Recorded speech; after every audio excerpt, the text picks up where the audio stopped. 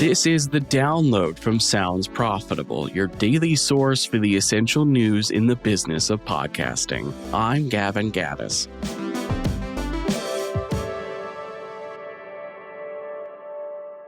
Here's what you need to know for Tuesday, December 16th. First up, how the experts predict digital ad spend will pan out in 2026.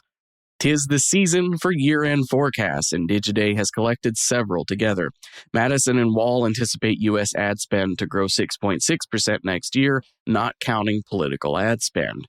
They also say programmatic ad spend followed stronger than expected performance this year, reflecting a moderation in growth instead of an outright downturn. Media consultancy Ebiquity finds 48% of surveyed marketers expect to increase their media spend next year, with digital video and CTV being the areas they most expect to increase budgets. Next up, audio spend is rising fast. Are indie agencies behind the shift? Brands like 1-800-CONTACTS are focused podcast and streaming audio campaigns in their 2026 media strategies, which is going to be a tough order for podcasting to fill, given 1-800-CONTACTS already made the perfect ad back in 2012 with My Brand. Those media strategies are hinging on indie agencies. The smaller, more agile entities are showing up more and more on the radar of big names in the industry. SiriusXM Media's SVP of Sales, Steven Kritzman, told The Current there's been a significant increase in indie-driven ad spend with a lot of runway for future growth. And finally, Podcasting 2026, welcome to the era of liquid content. Longtime readers of Goldstein's blog will recognize several of podcasting's eras. There was the MeUndies era in the beginning, where podcasting's humble start was defined by direct-to-consumer brands taking a risk on host-read ads. Last, we heard of the eras we were in the What's a Podcast phase, with audio and video duking it out for supremacy. In his newest post, Stephen Goldstein argues podcasting is now in its fourth era with liquid content. Podcasts aren't a specific format anymore, they're a form, a kind of storytelling.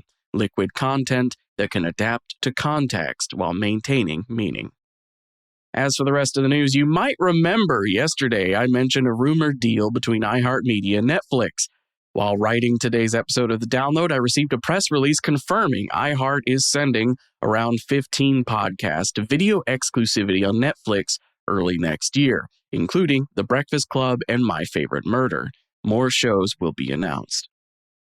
Next Broadcast Media has announced the launch of their rebrand, and they are now known as Next Audio, including a spiffy new URL with nextaud.io.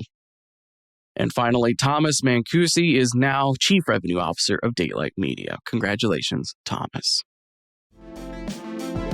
As usual, you can find direct links to everything I just talked about by clicking the one link in your show notes that will take you to today's episode post on soundsprofitable.com. And on the front page of Sounds Profitable, there's a handy sign-up form to get you on the newsletter version of The Download, which will send every link to your inbox every day. The Download is written and produced by myself, Brian Barletta, and Tom Webster. For Sounds Profitable, I'm Gavin Gaddis, and I'll see you tomorrow.